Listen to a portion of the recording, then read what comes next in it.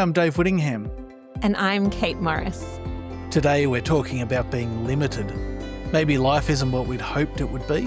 Maybe we aren't doing what others are doing. But what plan does God have for limitations? Well, g'day everyone. Welcome back to Neurodivergence Family and Faith. Great to have you with us today, especially as we talk about limitation and the goodness of limitation and how we can enjoy that in God's plan for our lives. This is coming out of a chapter in a book that Kate wrote. G'day, Kate. Great to have you with us, of course. Hi, Dave. Kate, you've written this chapter in a book called Parenting in God's Family, Volume 2. So this book is a collection of chapters written by about 20 different authors, all talking about different aspects of parenting and how to think about that and do that in a Christian way. And you actually have a copy there, don't you, Kate? I do. They very generously gave the authors a copy. So here it is. For those who are watching on Spotify, watching on YouTube, you can actually see the cover right now. You can search for that online and purchase it. It was such a joy to be writing a parenting book alongside so many other authors, because I think there are different concerns for different parents with kids at different ages, with different makeups of families. And so it's a really nice book, actually, to be reading through these chapters and seeing different areas that I haven't considered before and different areas that I have been wondering about. And now there's this lovely chapter thinking through that by someone with some wisdom or experience in that area. There are all sorts of topics in here. There are things about infertility. There are things in here for motherhood, fatherhood. There's a great one in here on keeping our marriages healthy. We've got things about the environment. We've got suffering and grief. There are chapters here as well on gender and sexual attraction and raising children who will serve Jesus. I mean, there are so many chapters here and they're so varied as well. That all sounds really great, really helpful topics in there. We'll put a link to where you can buy that book in the show notes. But we are going to focus on limitation today. So, Kate, you've written this chapter on limitation and you've said limitation is a good thing. So how about you kick us off? Why should we be thinking about limitation, do you think? Well, I guess for me, I was thinking about limitation because I do often feel quite limited. I think it's easy to compare to other families around you, whether that's at school or the community or at church, and see things that you're not doing that other people are doing, or to see other kids who have capacity for something or are doing things that you know that your kids aren't able to do. And so there are times when I need to remind myself the purpose of those limitations. And so that's what the chapter sort of came out of. Yeah, it's funny, isn't it? Because we're constantly bombarded with these ideas that if you use this app or if you read this book or if you follow this system, everything will be fine. You'll be healthy, wealthy, and wise. So there's that sort of, I guess, media input. But then there's just, we're surrounded by people and people do things. And we're always comparing ourselves to people in unhealthy ways, I think, to varying degrees. And it can be easy to be weighed down by that, particularly when your life is a little bit different to, in inverted commas, normal, the divergent or a neurodivergent life, you're going to feel those limitations because often there are things that your kids are just not going to be able to do in the same way as a majority of people. Yeah, I think that's right. And that can be really palpable, can't it? It can be multiple times a day you're sensing that. Maybe it's a new stage of life and you're sensing it for the first time. And yeah, I think as you say, like that can be unhelpful to compare ourselves to others. But I think sometimes it is helpful. Like sometimes I can look at other people and it spurs me on. It reminds me to be sacrificial. It reminds me to be remembering to serve. And so I don't think it's only bad, but I think part of the trouble is that we can end up believing that we're the hero of our family. We can end up thinking that when I do put in more effort, when I do try harder, when I am able to achieve more. I can make life better for them, which often we can as parents, can't we? We like a lot depends on us. But we can then extend that to saying, well, I'm the hero of the family. I'm the one everything depends on. And therefore, when a need comes up or a situation comes up where you're not able to kind of swoop in and save your kids, or perhaps it's not helpful to swoop in and save them, it can just make you feel that crushed sense of, well, what does this mean that I'm not able to do what I think they need, or what would make life easier, or that sort of thing. And that can just be absolutely crushing. And I think part of the problem is we're coming face to face with what it means to be limited. Yeah, absolutely. And before we really get into it, I think it's worth saying there is a Christian side to this as well. As you said, that it can be really good to learn. We do learn from each other, and that's great. But we can have expectations within our Christian culture that are unhelpful because they lock people into a particular way of doing things. I was at a conference once where someone got up to ask a question of the speakers, and they said, "How do you read the Bible with your wife or husband?" There was one lady there as well. And they sort of went through explaining that, and then one of the speakers, who's a big name international speaker, very famous, produces lots of resources and things, and he said, "This is going to shock you. I don't read the Bible with my wife. It would drive her insane." And it was just so refreshing, actually, to say that, like, the question had assumed that this was the way Christian marriages work, and it was so lovely to have someone say, "You know what? That doesn't work for us." And it reminded us and gave freedom to say it's not going to look the same for everyone. Yeah, that's right, isn't it? It can free people up to actually say, well, how do we include the Bible in our relationship? How do we include, how do we make sure that our marriage is centered on Christ? How do we make sure our family is centered on Christ? It can actually free us up to get rid of the things that aren't working in order to be able to create structures and routines and that sort of thing that actually do work for the family. Okay, so the world tells us that you can do anything you want to do and be anything you want to be. So why are we talking about limitation, and what does the Bible have to say about that? Yeah, let's start at the beginning. Yeah. I think that's right. It's a funny message from the world, isn't it? Not just you can be whatever you want, but actually you should be. If you're not optimizing and organizing and rearranging things and exercising and eating right and doing everything, if you're not doing them, then you're not doing it right. It's gone from you can be to you should be.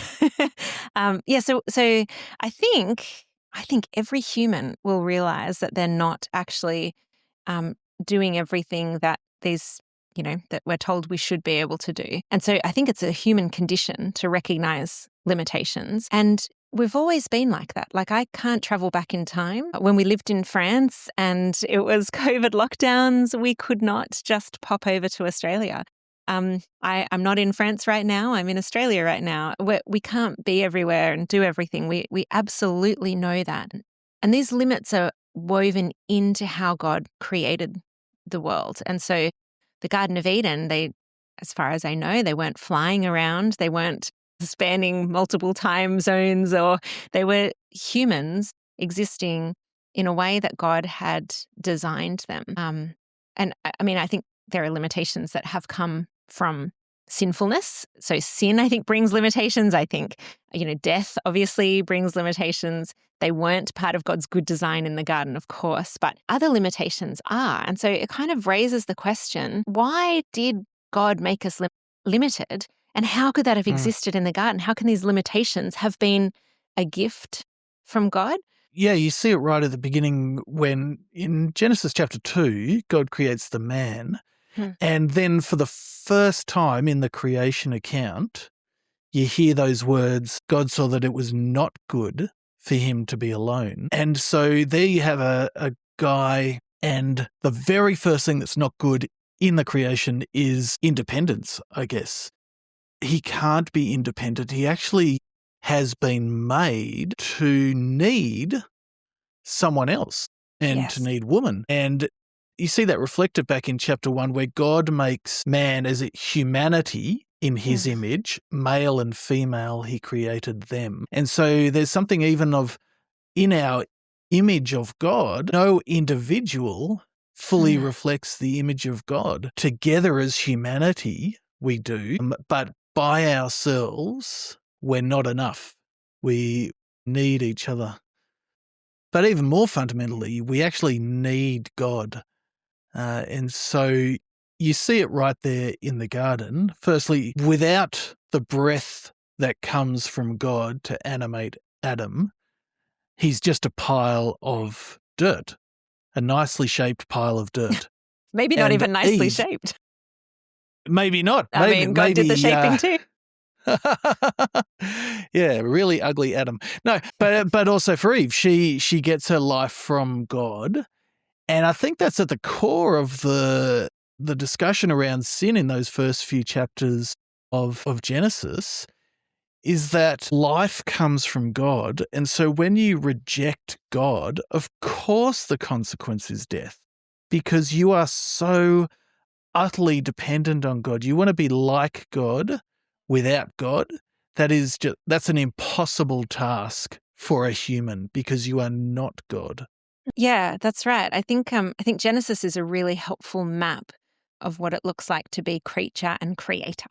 So Adam and Eve weren't God. They were always limited, dependent creatures, and created by God. They'd be dust without his breath and life and shaping of them. But they're walking in the garden depending on him. There's still people who are limited, but those limitations aren't a problem because they're right there with the dependable, sovereign God. And so I think this actually is a helpful foundation for us to remember. So if limitations aren't a flaw, if they're a gift to turn us to God in dependence, then it actually means that we don't need to kind of desperately be working to overcome our natural limits. I don't need to be more. I don't need to work harder to kind of manufacture value. I'm given value. I'm given life. I'm given love. And I'm gifted dependence on God. And so my limitations turn me back to God in dependence on Him. And that's a right expression, isn't it, of us being a creature and Him being the creator. That's the right relationship to be in. Absolutely. And it's a really wonderful relationship. The Bible doesn't talk that down at all. It says this is really, really good. And when things go wrong, it's because we've grasped after trying to have all of that without him. And what you're saying there about our value and our purpose and everything coming from him, well, those are things that are completely given without us having to achieve them. And so it's not like I need to run around trying to be made in the image of God. I am made in the image of God, and that's a really good gift. Mm-hmm. And Dave, you mentioned earlier sin and that rejection of that dependence on God. And it's interesting, isn't it, that the kind of the heart of sin is saying, God, I don't want you to be the God. I want to be the God of my life. I don't want to be dependent. I don't want to be the creature. I want to be the ruler. And so, yeah, like that whole action of being, separating ourselves from God, that sin, that should mean that we are then so far from being able to depend on God anymore. That should mean that we're cast out of reach forever. I just find it just overwhelming again and again when you read in the Bible about what God did when he reaches us in that state of rejecting him. So we should have been, we said, oh, we don't want to be dependent. We cast ourselves so far from him. And yet we were still not beyond his reach. He's still dependable, I guess. Even when we say we don't want you to be dependable, we don't want to depend on you, he still reaches to us and says, oh, look, I'm dependable even when you're sinning, even when you're dead in your sins, as it says in Ephesians. And he offers us salvation and a way to be, again, in right relationship with him, depending on him for life and breath and love and value and everything. And now as well, to be forgiven, to be adopted, to be raised with Christ. It just gets better and better, doesn't it? Yeah, totally.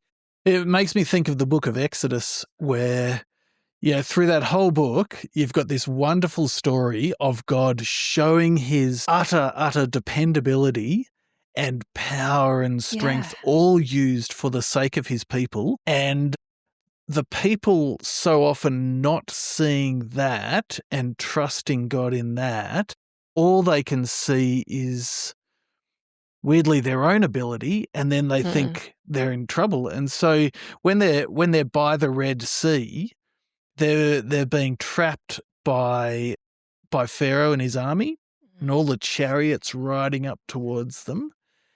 And they look at that and they think, well, we're not an army. We don't have swords. We don't have chariots. Therefore, we're going to die. And so that despair is they're limited, but they've had completely the wrong reaction, because an appropriate response to their limitation is to say, but that's okay because we've got God. But that's not what they do. So Moses actually says to them, don't be afraid. Stand firm and see the Lord's salvation that he will accomplish for you today. For the Egyptians you see today, you will never see again. The Lord will fight for you, and you must be quiet. Which I think is just such a great, they're obviously incapable, but that's okay because they have God. And so resting in him and saying, look, of course I'm not able to achieve this is really important.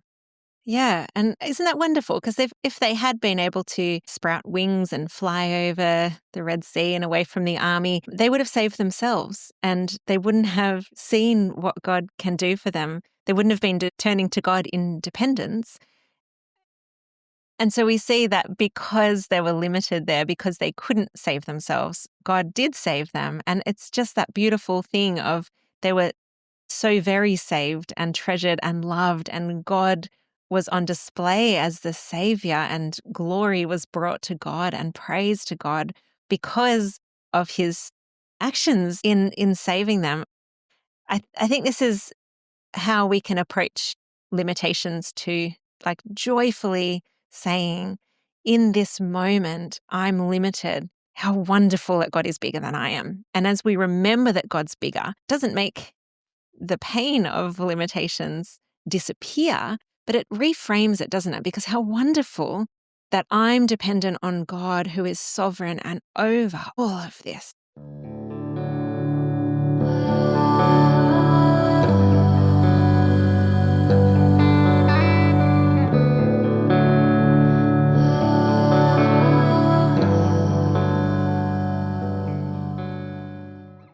So I think the way this looks on the ground is being ready to turn to God in prayer at any moment, being ready to face our limitations, and for our knee-jerk reaction to not be, how do I solve this? How do I fix this?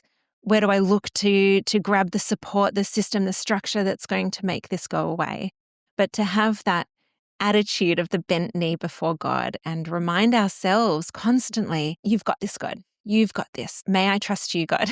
And be praying through it, turning to God first. And of course, it doesn't mean that we don't look for supports and structures and that we don't try to organize and do all these things, but it reframes that structure, reframes how we're approaching those limitations and that attitude to those limitations, so that even when we can grieve that those limitations are there, even when we see our child struggling, we see ourselves unable to meet their needs, we can grieve that brokenness of this world without grieving that it's all lost or it's all out of control, because we know that there's a joy in being dependent on the dependable God.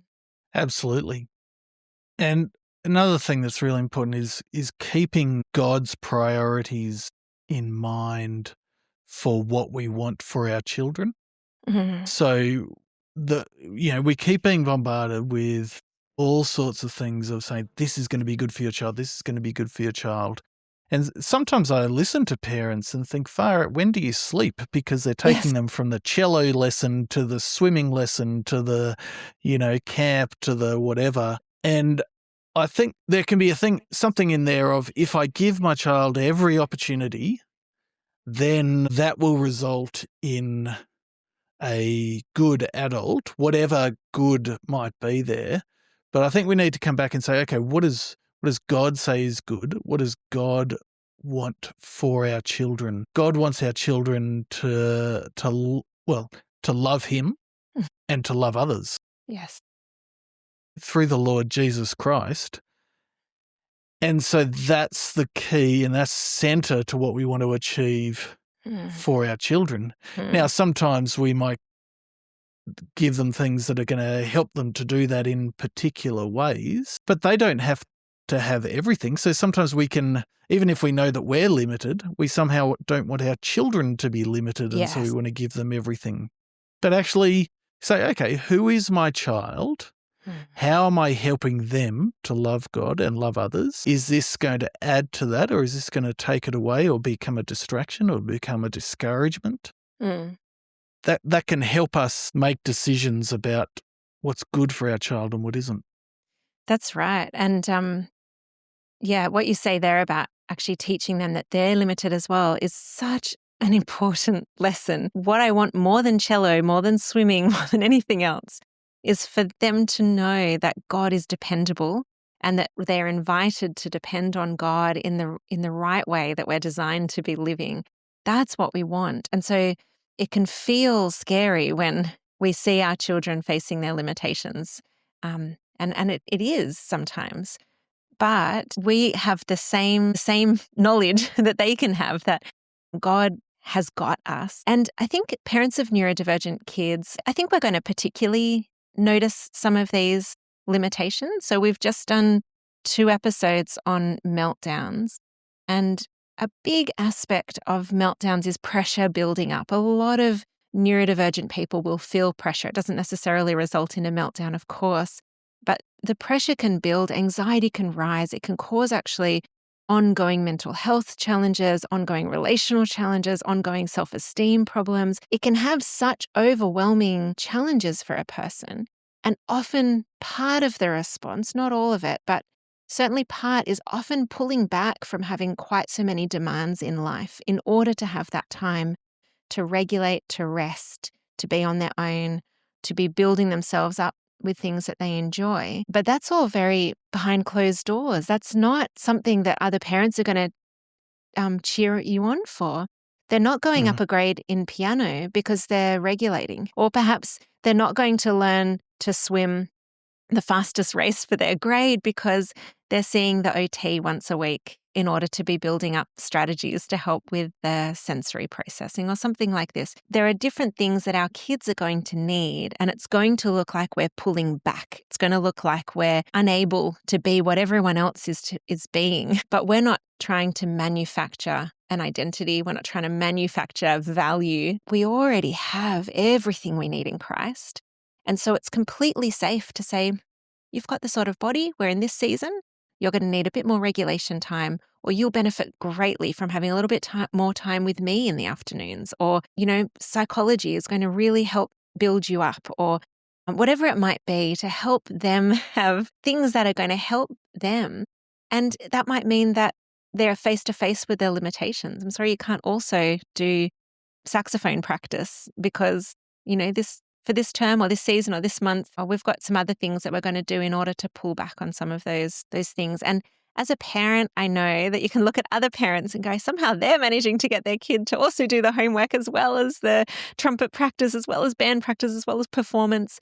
That's okay, because actually my kids, I am learning to depend on God and to look to Him for value and meaning, and to take season by season through that.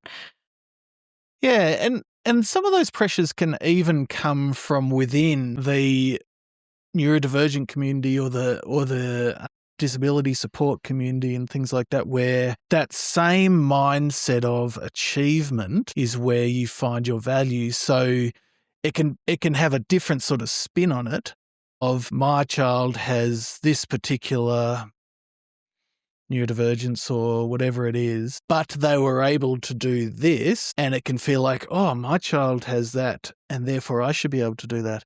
So the Paralympics are coming up, and that's a wonderful event. Like it's really, really good.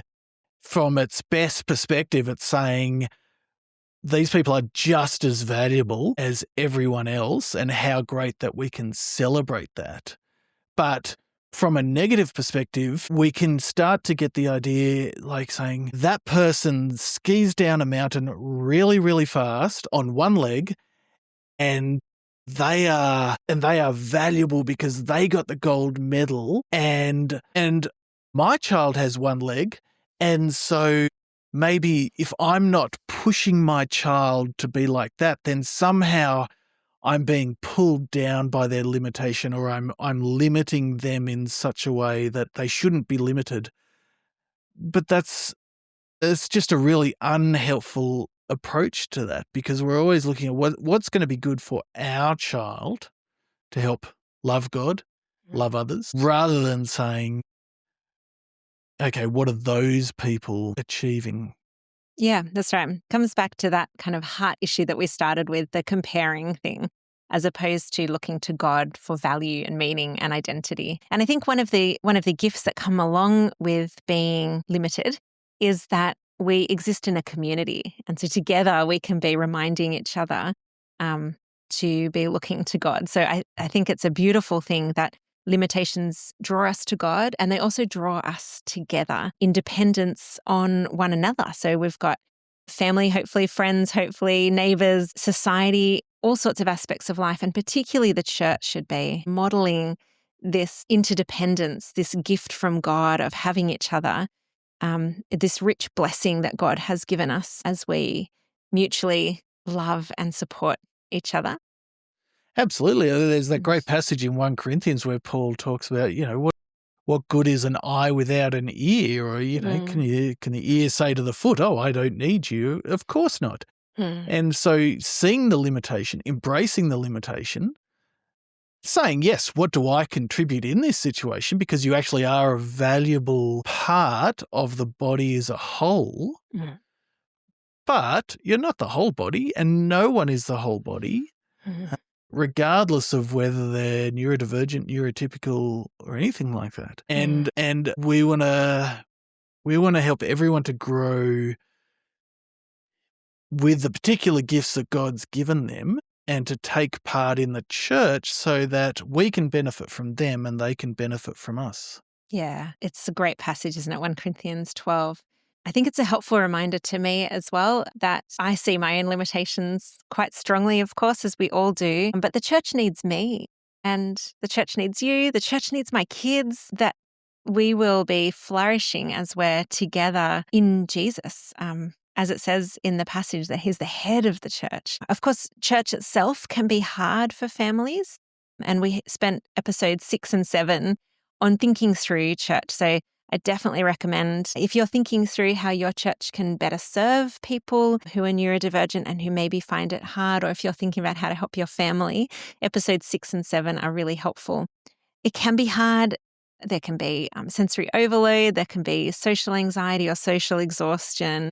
There can be communication barriers, movement barriers. Participation can be difficult or exhausting for all sorts of reasons. But part of the beauty of this picture of church that we have in the Bible is that if part of the body suffers, the whole body suffers. We work together. We're drawn together by our limitations because we're expected to be limited. I'm expected to be limited. And so there's no surprise when I'm limited.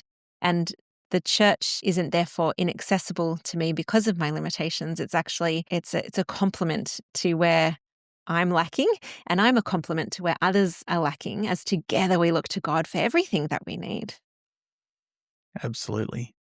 So a key verse that comes to mind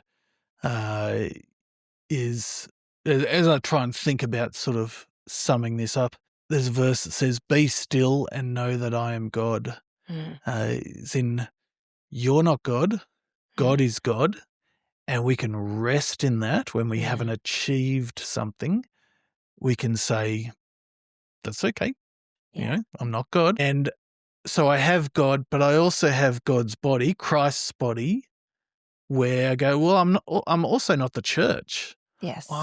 It's not my job to achieve everything that the church needs to achieve. I'm a part of that. And so I can rest in that and enjoy what I can do and give thanks to God for that, because that is a gift from God. But otherwise, rest. Mm. God gives us freedom from this worldly idea that we have to be God and our own individual God. Yeah, that's right. And it is a worldly idea, isn't it? It's very countercultural to be approaching limitations like this. In fact, it's not just a little bit countercultural. It flips the whole world's way of operating on its head. And we see Paul talk about this in 2 Corinthians when he's saying that he will not boast about himself except about his weaknesses. Hang on, that's exactly the opposite. We hush up our weaknesses. We boast in our strengths. He explains in 2 Corinthians 12:9 why he's able to boast in weakness. He says, God said to me, "My grace is sufficient for you. My power is made perfect in weakness.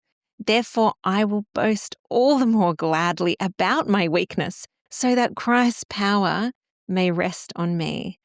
It's that flipping around. He says a bit after this, "For when I'm weak, then I'm strong." That's the opposite. And it's what we boast in because we're strong, because we're depending on God, who is so powerful. My weakness isn't actually a limitation at all, and it's a gift, and that's why. Yeah, it's amazing, isn't it? Paul today, if we saw his ministry, I think a lot of the time people would say he's a bit of a failure. Churches rejected him, kicked him out. They didn't want to hear from him. They were, the Corinthians were frustrated by his first letter, and they're like, "Oh, we don't really want him to visit us." And the Galatians, there are lots of people that just turned away from him. And at the end of his life, he said, pretty much everyone's abandoned me. But how much has God done through the apostle? Yeah. So much. And Paul can say that is God's work. And that's yes, a good thing. that's right. And God did do so much through him. And yet it's not even at the so much through him that he's pointing at. He's pointing at his weakness in saying, this is how I see that God's strong. And so even I think we'll have times in life where there might not be something we can point at and say, well, look what God's doing through my weakness. We will, by God's grace, have times where we can say, wow, look what God's doing through me. But when we can't, that is still okay. That's our weakness. That doesn't speak to God's power, or in fact, it points to God's power. And so, that's why I wanted to spend some time writing that chapter. I think it was a real gift to me to spend some time thinking through that, and a challenge to me to rethink the way I approach limitations. It's given me a good reminder to be praying to God and to stop looking at myself for the things that my kids need, that I need, to stop grieving limitations in the same way, but rather to be looking to God and just rejoicing in his strength. Fantastic. We might wrap it up there. So let me encourage you again to go and purchase Parenting in God's Family, Volume 2, edited by Harriet Connor, and there's a foreword there by Colin Buchanan, who's an Australian singer, much loved by our family in particular. I think we listen to his songs all the time. Go and buy that. Have a search online if you need to find out how you can get it. I think there are digital copies and hard print copies. And we'll see you next time. Great. See you then. Lovely. That's a great introduction. Very well written. Yeah, okay. That's great. Did I write that? Yeah. Did I? I'm sorry. I didn't realize it. Oh, yeah, great. So just complimenting myself. Yeah, that was awesome. Okay. There you go.